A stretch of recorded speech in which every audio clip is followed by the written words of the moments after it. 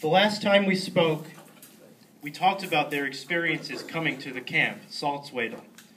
Now, I am going to ask a few questions about the liberation of the camp. So, was this the first time you had seen Americans? What were your impressions of them? Did it make you want to come to America? Yes. Okay, fine. When we were liberated, my group, we were just in Salzwedel for maybe 4 or 5 days, and we came after many death marches. So it was the end of our road. That's what we thought when we arrived to Salzwedel. And we were just beyond anything anymore. We had no strength whatsoever. So the night before we were liberated, and we were told by French POWs to just hold on, because the American army is nearing. Don't give up, please don't give up. The Germans came, and they wanted to exchange their uniforms with us, so we knew that they are fleeing. We are not doing it. In the morning, we woke up, if we ever slept, and the watchtower was empty. We saw that nobody is there. And then we heard the rumbling of the tanks. And I tell you, we couldn't go already. We couldn't get up because we were too weak. We were sitting, I remember like today, we were sitting by the building and waiting. So where they jumped up, they were girls that they were for a longer time and they have more strength. We were just sitting there and what is it? We knew they are our liberators, but we couldn't move anymore. We knew that now this is the end. And I have to tell you something. There is a book, The Anguish of Liberation, and there is a capture that I wrote in it. Liberation is a very heavy word, because while we were in camp, we had hopes, and we dreamt that we were reunited with our family, but now we had to face the facts. We knew that sooner or later we will return to our homelands, and who will we face, and what will be with us. I was 17 and a half, my sister was 16, and I had a sister, a camp sister, who attached herself to us, and I was in charge of them. I was the older one. What will be? And that question laid very, very heavily on us. Freedom is lovely, but it's not so simple. So, but the end is good. Here I am, and I'm telling it to you. And I'm a very positive person, and I have to be a lot grateful. But at that time, when the army liberated us, we couldn't even think straight. Thank you for liberating. Thank you. Where I should begin? I left over there. My last word was then we arrived into hell. On we were put in cattle cars on May 27th, 1944, and we arrived into hell June 2nd, 1944. I mentioned before, children had no more strength to talk, no more crying for food, elders passed out. The dead was rolled in a corner, a child was born. When finally the transport halted, the door was opened and some men in striped rags jumped into cattle car. They whispered to me, you should say you are 18. I was 15 at the time. And nobody ever asked my age because I was very tall. And to my mom, she was carrying my brother because my brother was 5 years old. He could not stand on his foot anymore. And to my mom said, you are too young. Give the child to anyone. My brother was 5 years old and my mom 37.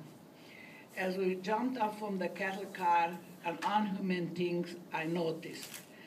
In a car pulled by men, the newborn, the dead, the sick who could not walk was thrown on top of each other. From far away, a symphony music I heard. The air was full with a heavy smoke, like a burned rubber. From far away, I saw 4 gigantic chimneys, from which was pouring smoke, eventually now and then with red flames. Dogs were barking.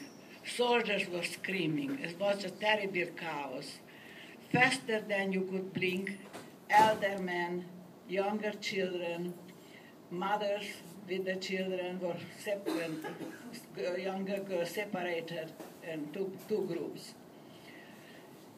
On that cattle car, originally we were about 100.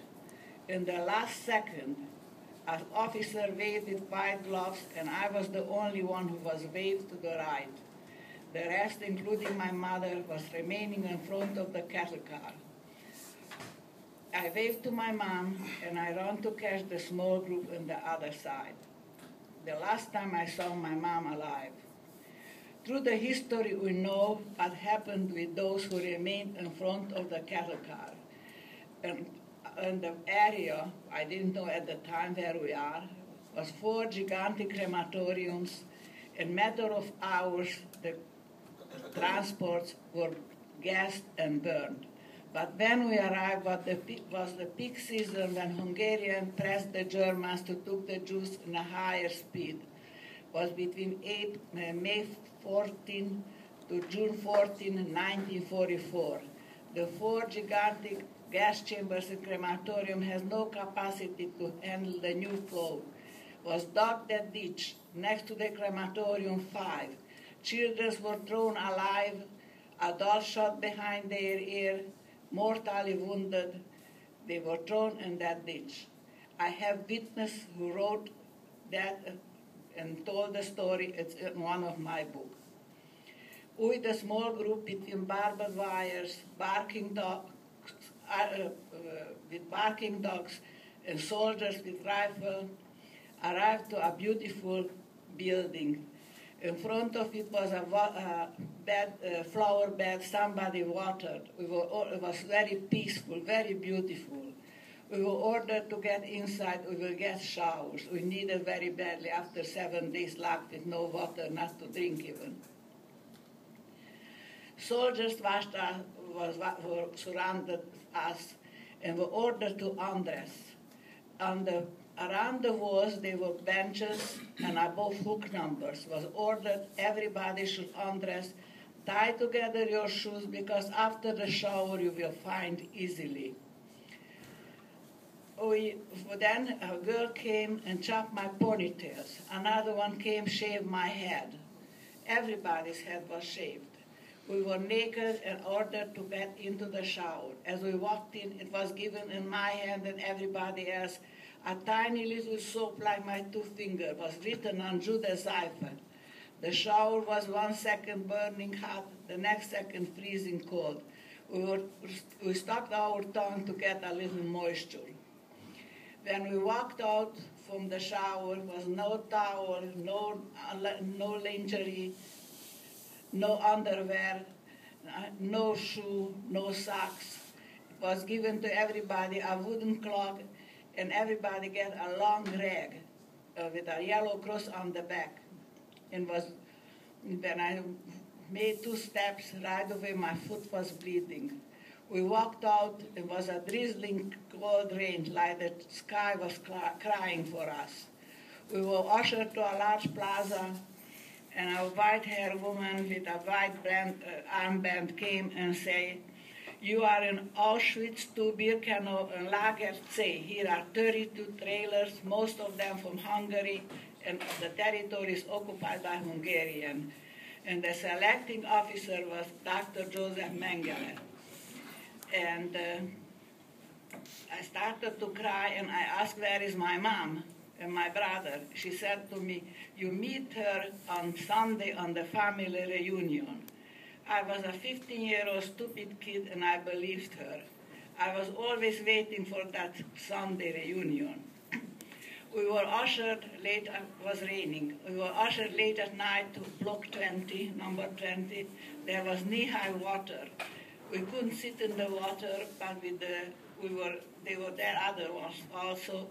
Before we were standing next to each other, we slept on our foot.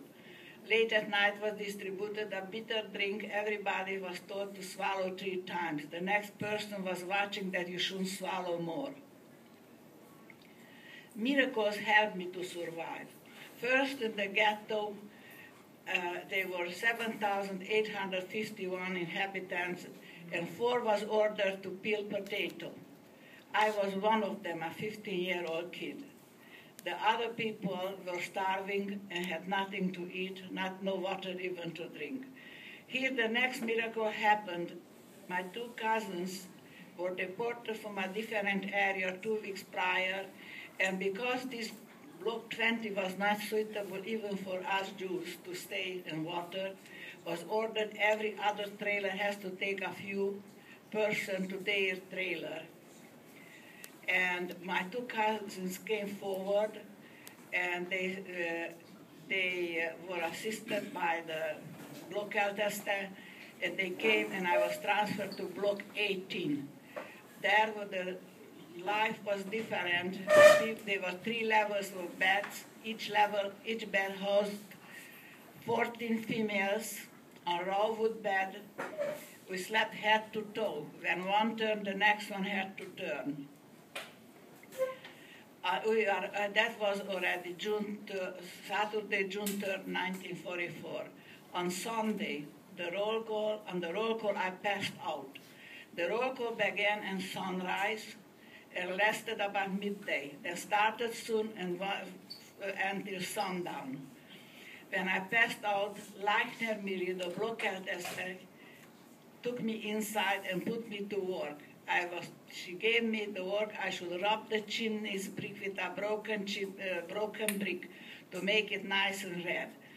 I was working, and I didn't have to stay so many hours outside on the roll call. That helped me to survive. Because I was working and the others always had to stay on their beds, only for the roll call they were allowed to move, or when some food was distributed. In the back I find a big pot, and I discovered a faucet. And I carried the rusty water all day long to the people. There were about 2,000 females, 1,200 females. Because I was moving and walking, it helped me also not to get so weak as the others. Sometimes I was sent with the other girls to bring the so-called morning coffee, which was a black water. We find over there in a pile of garbage some dirty potato peels. When the female soldiers who escorted us didn't look that way, I bent down and I picked up the others also, a handful, and shoveled in our mouth. That helped me not to starve as the others. Often I saw females screaming, run to the barbed wire, they get gray instantly, they died. I saw when the Czechoslovakian Jews from Theresienstadt, they were taken there. I don't know exactly the date, because we never knew the days, the date, what they are.